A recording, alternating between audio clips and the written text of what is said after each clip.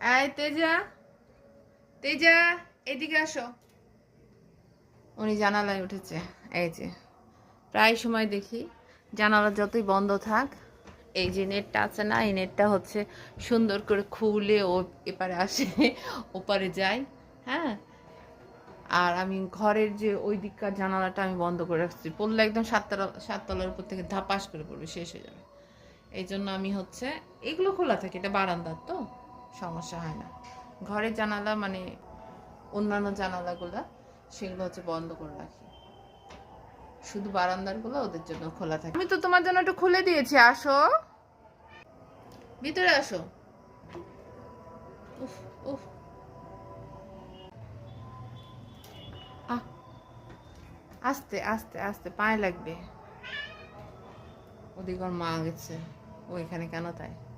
খুব সাবধান পিকু।